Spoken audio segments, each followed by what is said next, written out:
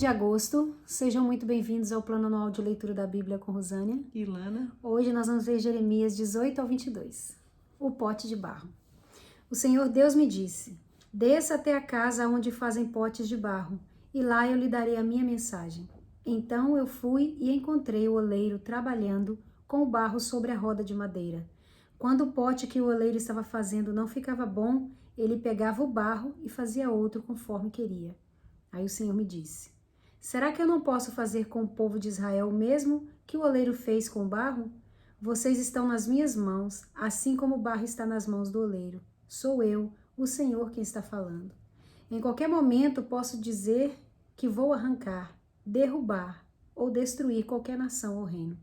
Mas, se essa nação ou esse reino abandonar a sua maldade, então eu mudarei de ideia a respeito daquilo que tinha prometido fazer.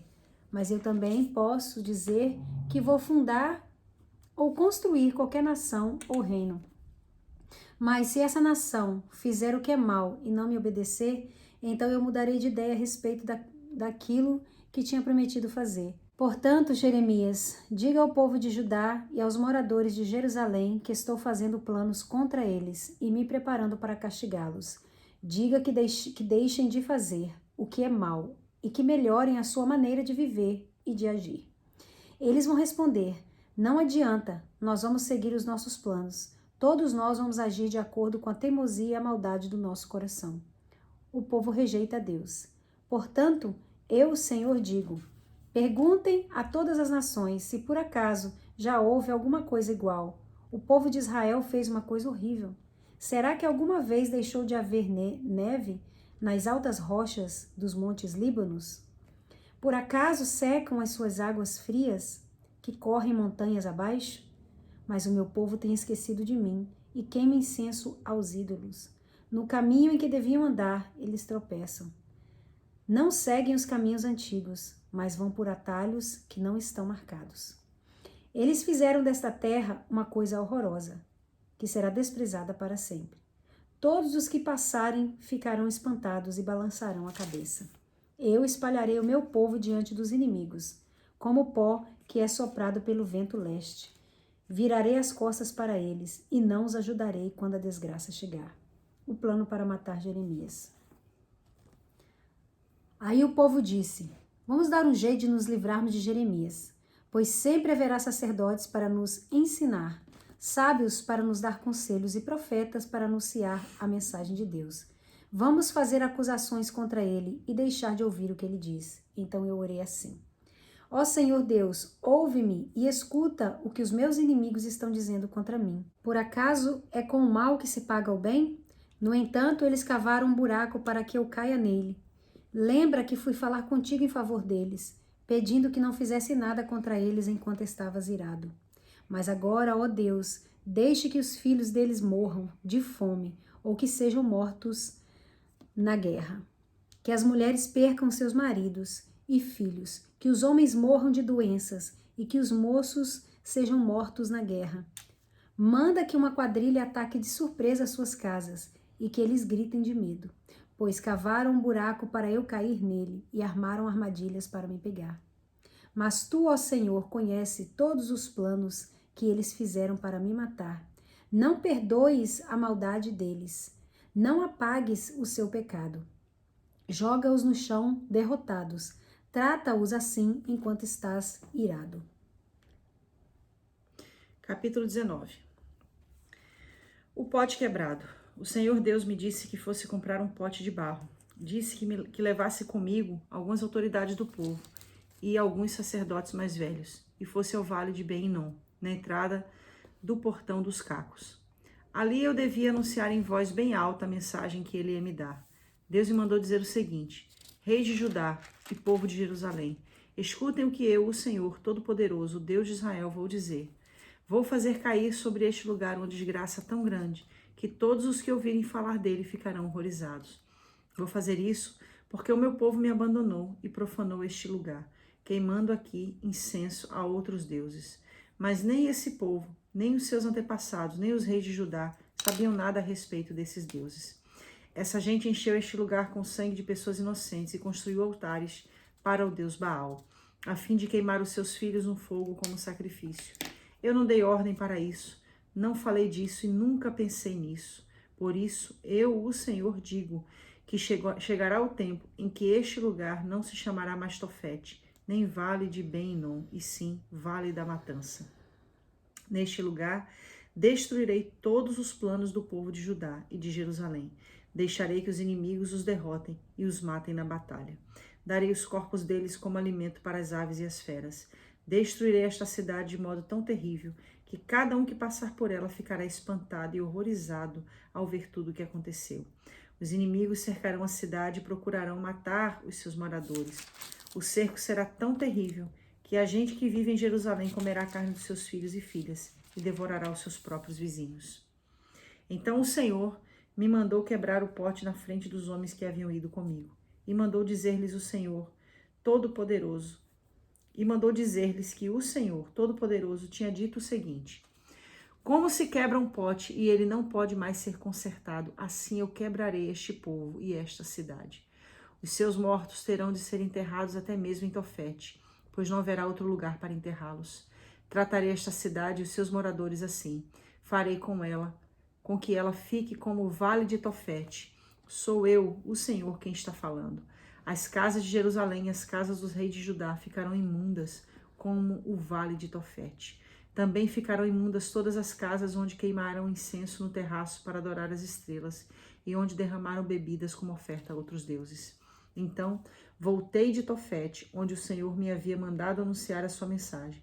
Fui ao pátio do templo, fiquei de pé ali e falei a todo o povo que o Senhor Todo-Poderoso, o Deus de Israel, tinha dito o seguinte: vocês são teimosos e não querem ouvir o que eu digo. Por isso, farei cair sobre esta cidade e sobre todos os povos vizinhos toda a desgraça que prometi. Jeremias e o sacerdote Passur. Passur, filho de Imer, era sacerdote e chefe do serviço do templo. Ele me ouviu dizer essas coisas, e por isso mandou que eu fosse surrado e preso, com correntes no portão de Benjamim, o portão de cima que dá para o templo. Na manhã seguinte, depois que Passur me soltou das correntes, eu disse: o Senhor Deus mudou seu nome de Passur para terror por todos os lados. O Senhor mesmo disse: Passur, eu farei com que você seja um terror para você mesmo e para todos os seus amigos. Todos eles serão mortos pela espada dos inimigos deles. E você vai ver isso. Todo o povo de Judá será dominado pelo rei da Babilônia. Ele vai levar alguns para a Babilônia como prisioneiros e mandará matar outros. Deixarei que os inimigos levem embora toda a riqueza dessa cidade. Eles pegarão todas as coisas de valor e os tesouros dos reis de Judá e carregarão tudo para a Babilônia. E você, Passur, com toda a sua família será preso e também será levado para lá. Ali você morrerá e será sepultado junto com todos os seus amigos, a quem você anunciou tantas mentiras. A queixa de Jeremias. Ó Senhor Deus, tu me enganastes e eu fiquei enganado. Tu és mais forte do que eu e me dominastes. Todos zombam de mim, caçoando o dia inteiro. Cada vez que falo, tenho de gritar e anunciar violência, destruição. Ó Senhor, eles me desprezam e zombam de mim o tempo todo, porque anuncio a tua mensagem. Mas quando penso, vou esquecer o Senhor e não falarei mais em seu nome, então a tua mensagem fica presa dentro de mim e queima como fogo no meu coração. Estou cansado de guardá-la. Que lindo. E não posso mais aguentar. Ouço as multidões cochichando, há terror por todos os lados, e dizem: acusem Jeremias, vamos denunciá-lo. Até os meus amigos íntimos esperam que eu tropece. Eles dizem: talvez ele caia numa armadilha, então nós o pegaremos e nos vingaremos. Mas tu, ó Senhor, estás comigo. És forte e poderoso. Os que me perseguem tropeçarão e nunca vencerão. Eles ficarão muito envergonhados por causa do seu fracasso. A desgraça deles não acabará e nunca será esquecida. Assim, ó Senhor Todo-Poderoso, com justiça tu nos põe à prova, pois sabes o que está na nossa mente e o nosso coração. Deixa que eu veja a tua vingança contra os meus inimigos, pois coloquei a minha causa nas tuas mãos. Cantem ao Senhor Deus, louvem o Senhor, porque ele livra os pobres do poder dos maus. Maldito seja o dia em que eu nasci. Esqueçam o dia em que minha mãe me deu à luz. Maldito seja o homem que alegrou meu pai, quando ele lhe deu notícia. é menino, você tem um filho.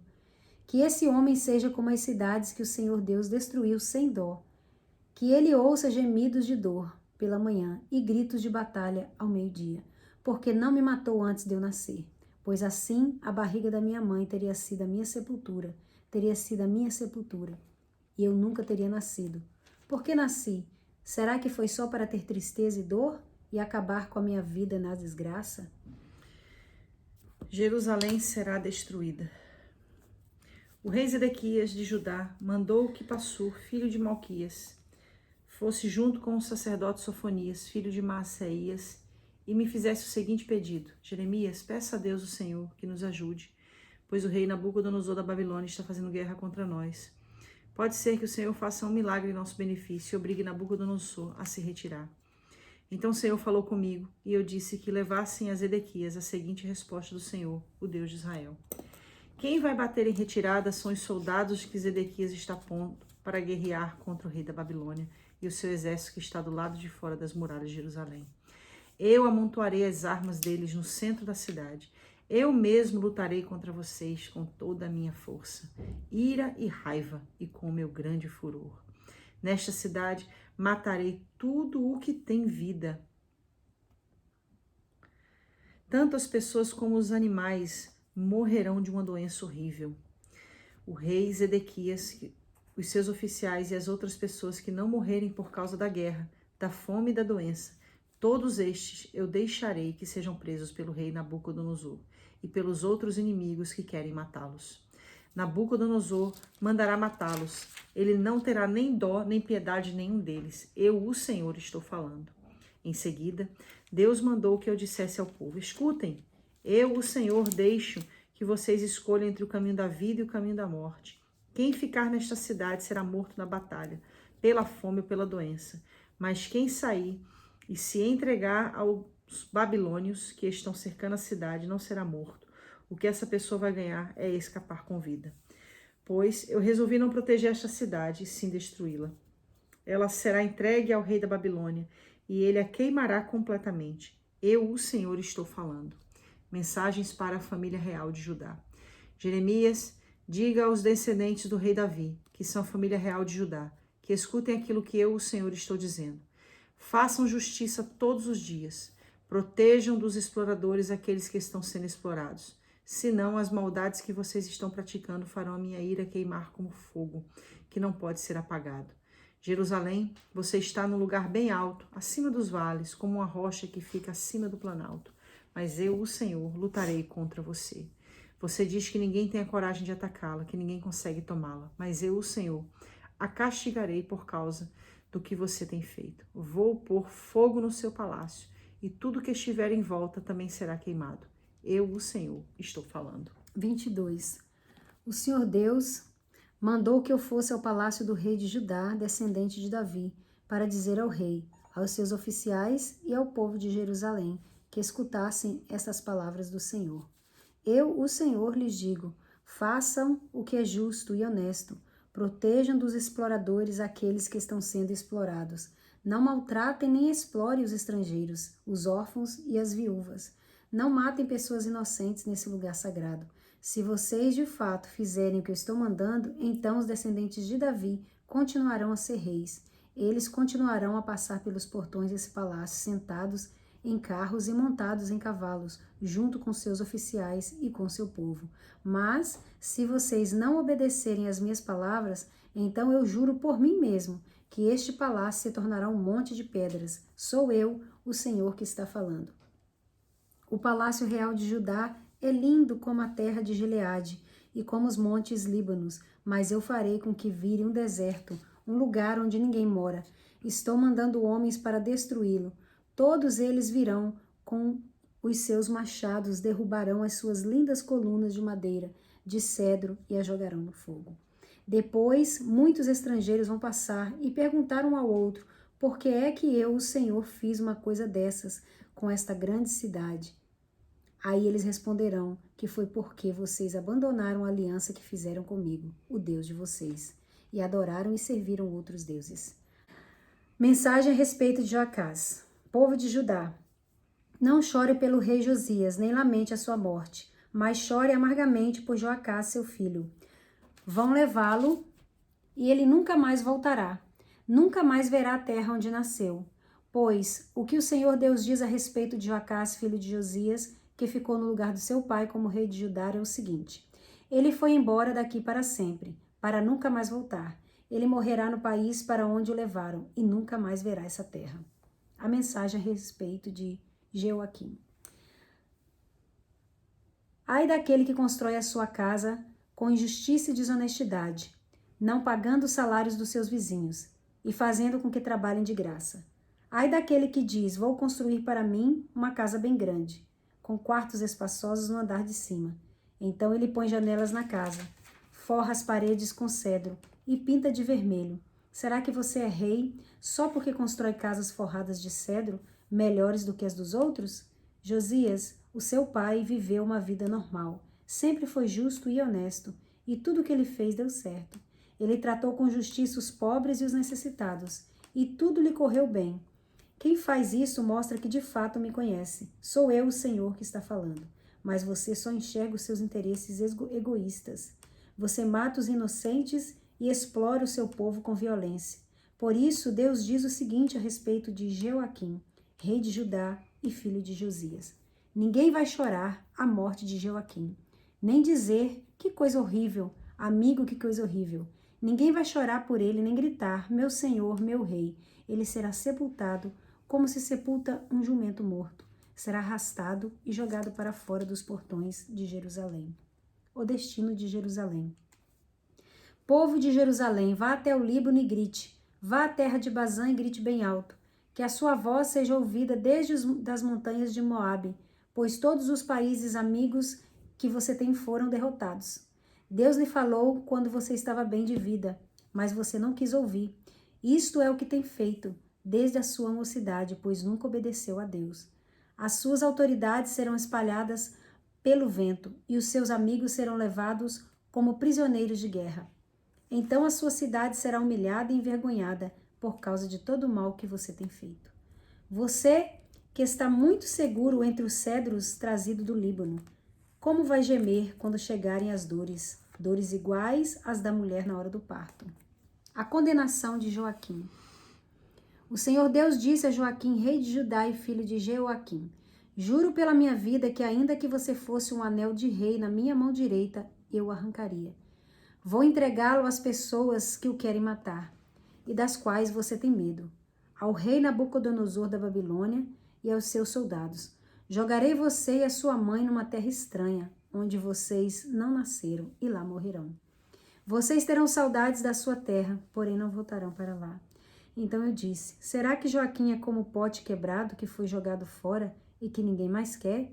Por que é que ele e os seus filhos foram levados e jogados numa terra que não conhecem? Ó terra, terra, terra, escute o que o Senhor disse. Este homem está condenado a ficar sem filhos e será um fracassado. Ele não terá descendentes que sejam reis, como Davi, e que reinem em Judá. Eu, o Senhor, falei. Ufa! Olha, 18, 19, 20, 21, 22. 5 capítulos, só hoje. E só, como se diz, né? Só lapada. É. Como diz no Recife, na minha terra, só lapada, na muleira. Bem, eu quero falar uma coisa aqui que me chamou muita atenção, né? Quando Jeremias faz a queixa dele ao Senhor, né? Eu achei isso aqui lindo, lindo, lindo, lindo. Quando ele fala aqui no capítulo 20, eu vou ler o trechinho porque eu achei muito lindo. Versículo 7 até o versículo 9. Ó Senhor Deus, tu me enganaste e eu fiquei enganado. Tu és mais forte do que eu e me dominaste. Todos zombam de mim, caçou o dia inteiro. Jeremias estava falando com Deus o sofrimento que o ministério dele causava para ele. O chamado profético para tinha que falar para ele. Era as coisas pesadas que Deus mandava ele era falar. Era amargoso, né? Se queixando. Né? Aí ele fala no versículo 8, cada vez que falo, tenho de gritar e anunciar violência e destruição. Ou seja, só falo palavra dura. Só falo palavra dura, né? Ó Senhor, eles me desprezam, zombam de mim o tempo todo porque anuncio a tua mensagem. Coisa linda isso aqui, né? Uhum. Ou seja, ele sofria por obedecer a Deus. Nem sempre a obediência a Deus vai nos trazer alegria. Eu falo sobre isso na escola de pastores. Não vou entrar muito a fundo, porque senão eu vou dar spoiler. Mas a gente precisa entender, eu falo sobre isso numa das aulas, que o ministério, o chamado ministerial, a vocação, o vocário, o chamado, ele vai ser acompanhado sempre pela realização. Jesus estava feliz na cruz? Não, né? Mas ele estava realizado. Entendeu? Essa é a distinção. Jeremias estava feliz aqui? Não, mas ele estava realizado. Por quê? Porque a realização ministerial, ela não está acompanhada de alegria muitas vezes. Muitas vezes essa realização ministerial, ela vai ser acompanhada de tristeza, de dores. Ele fala em seguida, né? Mas quando eu penso, vou esquecer o Senhor e não falarei mais o seu nome, então a tua mensagem fica presa dentro de mim. E queima como fogo no meu coração. Estou cansado de guardar, não posso mais, não aguento. Não tem como guardar, né, a mensagem. Não conseguia. Ele não conseguia por causa do chamado dele. Aí, virando aqui a minha página, no final do capítulo 20, ele fala assim, olha, por que não me matou antes de eu nascer? Você vê, ele estava no estado até de depressão, né? De angústia. O que eu tô fazendo aqui, né? Depressão. Ele fala, maldito seja o dia pois que eu assim nasci. a barriga da minha mãe teria sido a minha sepultura, eu nunca teria nascido. Por que eu nasci? Será que foi para ter tristeza, dor e acabar minha vida na desgraça? Olha só, a dor dele foi tão grande. Antes eu nasci, meu Deus. Foi tão grande a dor dele que ele se esqueceu de Jeremias 1:5, quando o Senhor falou para ele: antes que eu te formasse no ventre, eu te conheci. E antes que saísse da madre, eu te santifiquei e às nações te dei por profeta. A dor dele foi tão grande que ele esqueceu do propósito para o qual ele foi gerado, para o qual ele foi criado. E aí eu trago para a nossa vida, né? Para nós que somos ministros do Senhor, nós que fazemos a obra de Deus, nós que estamos comprometidos, estamos dando o sangue pela obra de Deus, estamos fazendo a obra de Deus, fazemos sim com a realização, mas nem sempre essa realização vai trazer alegria. Muitas vezes essa realização vai ser acompanhada de uma profunda tristeza, de um profundo sentimento de tristeza, de pregar para um povo que não quer ouvir, de falar para um povo que quer ouvir uma outra mensagem. Jeremias, ele inclusive... tinha uns amigos, tinha um pessoal aqui, né, do próprio povo, né, querendo... no versículo 10, ouça a multidão de cochichando, aterrou por todos os lados e dizem, acuse Jeremias, vamos denunciá-lo. Até os meus amigos íntimos esperam que eu tropece. É muito forte isso aqui. E, mais uma vez, eu falo da realidade do ministério, apontando para a vida de Jeremias, como poderia falar da vida de tantos outros profetas, de tantos outros homens e mulheres de Deus. O preço que pagaram para que almas fossem salvas, o preço que pagaram para que a mensagem do reino fosse pregada. Muitas vezes, algumas pessoas me questionam, né? Por que, pastora, você enxerga o exercício ministerial muitas vezes com as dores? E eu falo, há realização, mas eu não posso negar as dores que existem. É dolorido, sim. Inclusive, a autonegação é um veneno para a alma. E Jeremias não negou nenhuma vez. Não negou, ele não negou em momento nenhum. Pelo contrário, ele afirmou. Mas aí foi no 11 e falou, mas tu, Senhor, estás comigo, e és forte e poderoso. Os que me perseguem tropeçarão e nunca vencerão. Ele tinha confiança. Né? Só que você percebe, veja bem, é muito interessante você ler o capítulo 20. Ele tá com a fé lá em cima. Aí, de repente a fé dele vai lá para baixo. Aí depois vai de novo. E não tem problema a gente ter essa crise espiritual. Ele foi e falou com o Senhor. Não tem problema. Eu já enfrentei crises espirituais, você também já enfrentou crises espirituais. Já quase quebrei no meio dessas crises espirituais. Eu também. Já falei coisas que eu tenho certeza que não agradou ao Senhor, como aquilo que Jeremias está falando aqui não agradou ao Senhor. Já fiz coisas na hora da crise que com certeza também não agradaram a Deus, como Jeremias estava fazendo, não pregar, não falar a mensagem de Deus. Mas o mais importante a gente tem que saber para onde voltar. A crise ela pode acontecer, mas a gente tem que saber sempre para onde voltar. Jeremias teve esse momento de crise, mas ele soube para onde voltar. Quem tem um chamado, quem conhece a Deus, não se perde. Ele sabe sempre para onde ele vai voltar. Aos pés do Senhor, né? Eu não estou dizendo aqui que a gente não pode ter crise. E também não estou incentivando a crise. Mas estou dizendo que ela é uma realidade na vida de todo ministro, na vida de todo aquele que faz a obra de Deus. Porque também se negar Se negar, A autonegação a é um perigo, né? autonegação, ela vai destruir o profeta, né? Sim, com certeza. Então, você levar aquele sentimento aos pés Tem do que Senhor, que reconhecer. é o lugar, igual você está falando, é o Sim. lugar que tem que levar, né? Tem que reconhecer. Reconhecendo, porque se bater no peito da hora que tá forte, uma hora vai se quebrar É inteiro. verdade, é verdade. Que você possa, não sei como é que tá a sua fé, se ela tá lá em cima, se ela tá no versículo 11, mas tu, Senhor, estás comigo e é forte e poderoso, ou se ela tá no versículo 17. Por que não me matou antes de eu nascer? Eu não sei como é que tá a sua fé. A única coisa que eu quero te dizer é, saiba para onde voltar. Não perca o alvo, porque Deus tem os seus caminhos mesmo na tormenta. Amém. Deus abençoe.